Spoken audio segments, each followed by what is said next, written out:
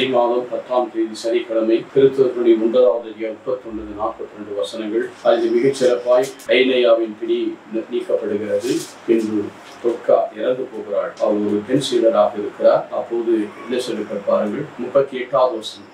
யோப்பாவுக்கு அருகிலுள்ள லித்தாவுக்கு பேதுரு வந்திருப்பதை சீடர்கள் கேள்விப்பட்டு இருவரை அவரிடம் அனுப்பி எங்களிடம் உடனே வாருங்கள் என்று கெஞ்சி கேட்டார். பேதுரும் புறப்பட்டு வந்தார். வந்து அவர் மேல் மாடிக்கு அழைத்து சென்றார். அவர்கள் தொக்காவினுடைய ஆடைகள் எல்லாம் காட்டி அழுதார். அப்போது அவர் செய்த நிகழ்ச்சி என்னவென்றால், வளர்ந்தால் படி இன்னும் வேண்டினார். அந்த உடலின் பக்கமாக திரும்பி தப்பித்தா எழுந்து என்றார். உடனே கண்கள் திறந்து பேதுரை கண்டு எழுந்து உட்கார் கையை பிடித்து தூக்கி நிற்க செய்தார். அவர் நிறுத்தினார். கிறிஸ்துவ 3வது அதிகாரத்துல இயேசுடைய நாமத்தை சொல்லி 40 வருஷமா இருந்தார். செத்த தொக்காவை தப்பித்தா எழுந்து என்று சொல்லுவார். தப்பித்தா எழுந்து என்றார். உடனே கண்களை திறந்து விட்டார். அவருடைய விசுவாசம் உள்ள ஆழமான உண்மையில் அவர் நிச்சயம் உயிர் பெறுவாள் என்ற நம்பிக்கை அவர்கள் வந்தது. வெறும் நோய்கள் மட்டும் குணமாகவில்லை, செத்தவனியும் அது ஒரு நோய் தான், சாவு ஒரு நோய்.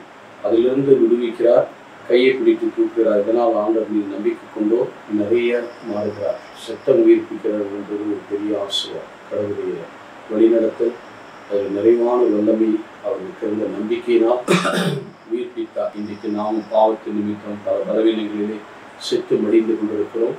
நாம் விடுதலை பெற்று தெய்வீக ஆசீர்வாதத்தோடு செயல்படுத்த நம்மை ஒப்புக் கொடுப்போமா? எங்கள் நல்ல ஆண்டவரே, நீர் நேற்றும் இன்றும் என்று மாறாதவர். உங்களுடைய இரக்கத்தாய் எங்களுக்கு தந்து காத்துக்கொள்ளும் நல்ல பிதாவே. ஆமென்.